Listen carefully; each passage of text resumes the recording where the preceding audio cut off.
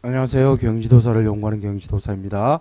예, 이번에는 2009년도 소비자 행동론 기출 문제, 예, 논술은 태도와 태도 변화 이론 그리고 수단적 조건화가 출제가 됐죠. 약술은 좀 이상한 문제가 출제가 됐습니다. 소비자 연구의 의의 그리고 구매의사 결정 5단계 호프스타드 4차원 모델 그리고 단기 기업과 장기 기업, 예, 문제 하나하나 살펴보도록 하겠는데요. 먼저 태도의 3요소, 태도의 3요소에는 삼각 이론이 있고, 예, 1차원 이론 통상 ABC 시퀀스 모델이라고 얘기합니다. 이 삼각구조 이론은요, 인지, 감정, 균형이 이렇게 삼각형을 이루면서 서로 균형을 이루고 있다. 이게 이제 삼각구조 이론이고요. 그게 아니다. 이게 인지가 먼저 발생을 하고 감정이 유발되고 행동으로 이어진다. 이게 일련의 순서로 이어진다라는 게 시퀀스 모델입니다. 이게 1차원 모델이에요. 이게 2021년도에 출제됐던 내용입니다. 예, 이게 지금 2009년도 출제 문제죠. 그리고 2021년도에 이 삼각구조 이론하고 1차원 이론 이게 출제가 됐어요. 그리고 인지적 요소는 예 이런 걸 의미하는 거고, 감정적 요소는 이걸 의미하는 거고, 행동적 요소는 이걸 의미합니다. 먼저 제품이 있다라고 하면 제품에 대해서 인지가 형성되고 호감적인 태도가 형성되고 난 다음에 그 다음에 이제 구매 행동으로 이어진다. 그 얘기입니다. 일반적인 내용이에요. 효과 계측 모형, 추가로 효과 계측 모형까지 같이 정리를 해 두셔야 됩니다. 그리고 태도 변화를 위한 마케팅 전략의 태도 변화 이론에는요, 심리 균형에 의한 태도 변화 이론이 인지 균형 이론, 일치성 이론, 인지 부조화 이론 이런 것들이 있고요.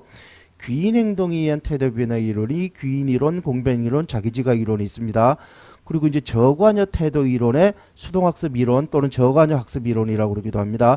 단순 노출 효과, 진실성 효과, 사회 판단 이론, 그리고 정교화 가능성 모델 이런 것들이 통상 저관여 태도 이론이고요. 그리고 추가적으로 인지적 정서적 반응에 의한 태도 변화 이론들이 있습니다.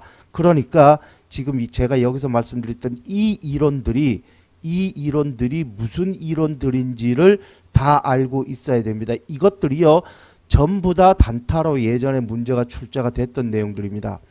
예, 이런 것들이 전부 다 예전에 단타로 출제가 됐어요. 예, 이거 같은 경우는 올해 문제가 출제가 됐죠. 그러니까 이거 하나하나 다 알고 계셔야 됩니다. 그 다음 두 번째 문제, 이제 수단적 조건화 또는 작동적 조건화라고 그러기도 하죠.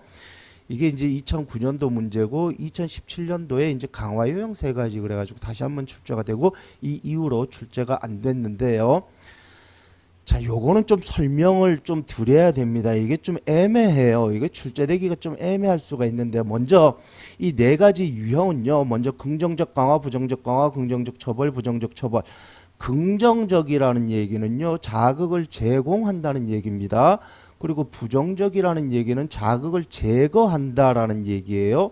그리고요, 강화라는 얘기는 행동을 강화한다는 거고요. 처벌이라는 거는 행동을 약화시킨다는 겁니다. 자, 그렇기 때문에 긍정적 강화는요, 자극을 제공해서 행동을 강화하는 겁니다. 이거는 마일리지를 제공해서, 예, 항목이 탑승을 유도하는 게, 이거는 어느 교재나 이렇게 돼 있습니다. 이거는 간단해요. 부정적 강화는요, 부정적이니까 자극을 제거하는 거죠. 제거해서 행동을 강화시키는 겁니다. 자극을 제거하는데 어떤 자극을 제거하느냐? 유해 자극을 제거하는 거예요. 대표적인 게 공포소공황고입니다. 불안감을 회피하기 위해, 즉 유해 자극을 제거하기 위해 보험을 가입한다. 이게 부정적 강화입니다. 자, 그래서 긍정적 강화하고 부정적 강화 이 두 개는요, 어떤 교재를 봐도 다 똑같이 쓰여져 있습니다. 일단 이 두 개는 다 똑같이 쓰여져 있어요. 자, 그런데 문제는 요 긍정적 처벌하고 부정적 처벌, 요게 문제입니다. 일단 긍정적 처벌은요, 이학식하고 박승배 교재는 긍정적 처벌에 대한 설명이 아예 없습니다. 예, 이학식 박승배 교재는 요 세 가지만 들어가 있어요. 긍정적 처벌은 아예 없어요. 자, 그러면 이 긍정적 처벌은 뭘 의미하느냐? 긍정적이기 때문에 자극을 제공하고 처벌이기 때문에 행동을 약화시키는 거죠. 따라서 자극을 제공해서 행동을 약화시키는 건데요. 황용철 교재하고 위키피디아 내용을 보면은요, 쥐가 단추를 눌러도 아무런 반응이 없다라고 설계가 되어 있습니다. 그러니까 설명이 되어 있습니다. 이게 오리지널 논문이 이제 스키너가 이제 발표한 논문의 오리지널이죠. 그게 1937년도입니다. 그래서 지금 남아있는 논문이 없어요. 오리지널 논문을 뒤져보면 확실하게 알 수 있겠는데 지금 그 논문이 없다 보니까 이게 지금 근데 위키피디아에, 예, 출처가 위키피디아입니다. 제가 위키피디아 내용 한번 궁금하신 분들은 위키피디아 한번 찾아보세요. 그걸 이제 한글로 번역된 거 찾지 말고 이제 영어로 된 거 한번 읽어보십시오. 그럼 거기에 지금 이렇게 돼 있습니다. 원래 오리지널 시험은 쥐가 단추를 눌러도 반응이 없다라고 이렇게 설명이 되는 게 오리지널입니다. 때문에 반응이 없다, 즉 nothing이라고 하는 역자극을 제공을 한다 이 얘기예요. 따라서 행동을 약화시킨다. 이게 황영철과 위키피디아의 설명이고요. 반면에 라서나는요, 쥐가 단추를 누르면 전기가 발생한다고 설명을 하고 있습니다. 그래서 전기 발생이라고 하는 역자극을 제공해서 단추를 누르는 행동을 약화시킨다. 라서나 교재는 이 실험을 반대로 설명을 해놓고 있어요. 위키피디아나 황영철과. 그리고 해서 이제 라서나하고 황영철 사례는 직원이 불친절해가지고 매장 방문을 감소한다, 행동이 약화된다, 이렇게 이제 사례를 써놓고 있습니다. 이 사례는 이 교재에서 이렇게 써놨기 때문에 이 사례는 이대로 정리를 해 두셔도 무방할 거라고 보여집니다. 그런데 마케팅적으로 이게 일부러 불친절한 그런 경우가 있을 수 있나요? 물론 디마케팅 같은 경우라면 몰라도.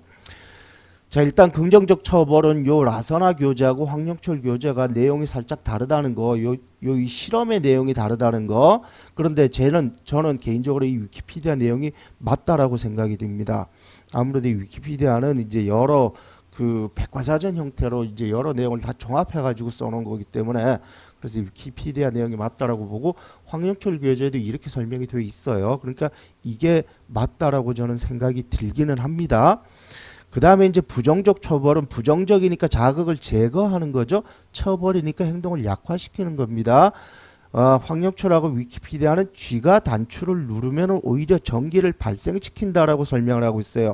그러니까 현재 욕구 자극인 평안함이라는 거를 제거시키는 겁니다.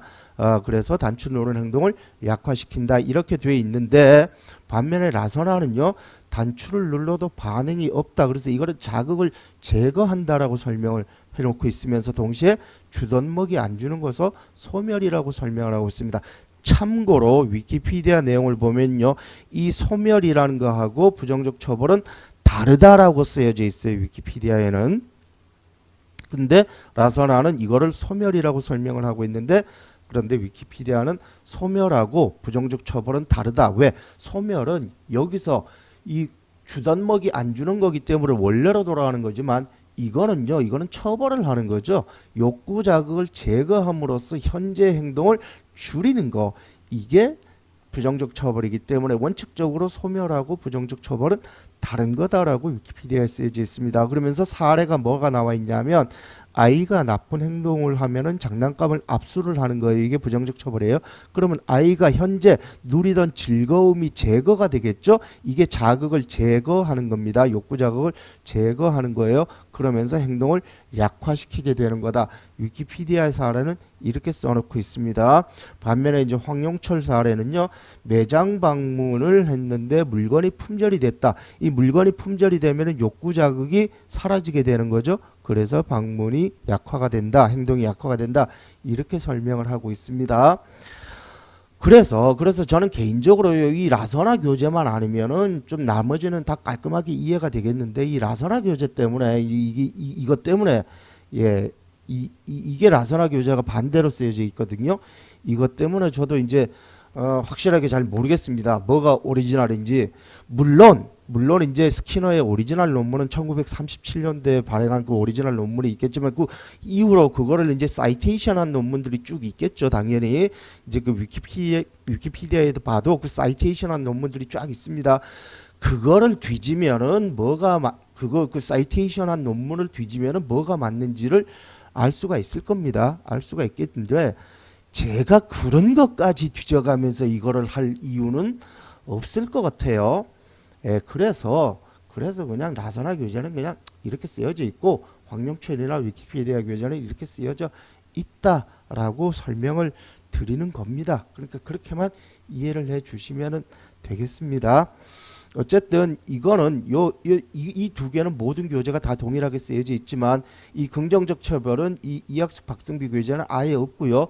부정적 처벌도 이 황영철하고 라서나는 서로 다르게 쓰여져 있다라는 거 때문에 교재마다 내용이 조금 다르기 때문에 문제 출제 나오기가 좀 애매하겠죠. 예, 애매할 수가 있을 겁니다. 때문에 이 오리지널 내용보다도요, 이거의 마케팅 활용이 있어요. 이 마케팅 활용을 그거를 추가로 공부를 해 두셔야 됩니다. 2017년도에는 강화 요령 3가지만 나와 있지만 이 외에도 여러 가지 마케팅 활용에 들어가는 그런 내용들이 있거든요. 그게 이제 이학식 박승배 교재의 마케팅적 활용과 관련된 내용들이 있으니까 그거 따로 정리해 두시면 될 것 같습니다. 일단 설명이 좀 길었어요. 그 다음에 이제 이 소비자 연구의 의의를 설명하고 뭐 유용한, 이거는 그냥 읽어보시고요. 최근에는 이런 식의 문제는 출제가 안 됩니다. 참고로 박승배 교재 앞부분에 보면은요, 소비자 연구를 왜 해야 되느냐, 소비자 연구의 변천 과정, 소비자 연구의 이론적 배경 어쩌고 저쩌고 그런 내용들이 쭉 나와 있습니다. 혹시 관심 있으신 분들은 그거 한번 읽어보시기 바랍니다.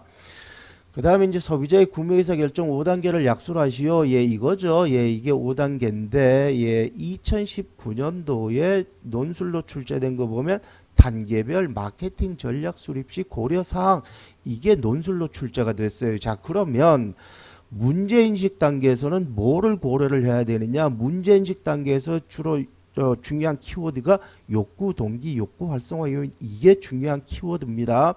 때문에 기업이 마케팅을 어떻게 해야 되느냐, 1차 수요, 2차 수요 자극을 해야 된다. 이게 핵심이에요. 이 욕구 활성화 요인 또는 동기 유발 요인을 자극하기 위해서는 1차 수요 자극, 2차 수요 자극, 요게 핵심입니다. 요거는 안강호 이학식 교재에 한결같이 나와 있어요. 그 다음 정보 탐색 과정에는요, 핵심 키워드가 내부 탐색, 외부 탐색, 적극적 탐색, 소극적 탐색, 이런 것들이 쭉 있는데 그 중에서 가장 핵심적인 게 고려 상표군이라는 겁니다. 자사 브랜드가 무조건 고려 상표군에 포함이 돼야 됩니다. 포함이 돼야지 이 다음 단계로 연결이 되든 말든 하지, 여기에 빠져버리면 아예 이 다음 단계로 넘어가지를 않잖아요.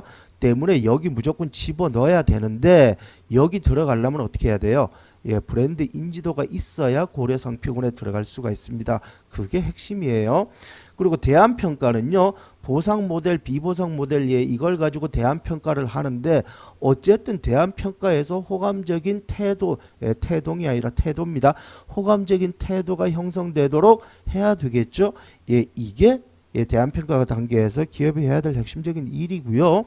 그 다음에 구매 단계에서는요, 이 지각된 위험하고 상황 요인이 핵심 키워드인데, 기업은 지각된 위험을 낮춰줘야 되고요. 그리고 상황에 의해서 구매할 수 있도록 유도를 해야 됩니다. 그리고 이제 구매 후 평가는 먼저 기대비율치 이론에 의해서 만족, 불만족을 따지고, 만족했으면 문제가 없는데 불만족을 하면 인지 부조화가 생깁니다. 이게 구매 후 부조화가 먼저 생겨요. 그래서 그 부조화를 해소를 하면 다행인데, 해소가 안 되면 그때는 귀인 행동이 일어나요. 이게 네 책임이냐 내 책임이냐 이렇게 돼버립니다. 그래서 내적으로 귀인해가지고 내 책임이다라고 하면 괜찮은데, 이게 외적으로 귀인해가지고 기업 책임이다라고 하면 이제 불평행동이 이루어져요. 이게 일련의 순서입니다.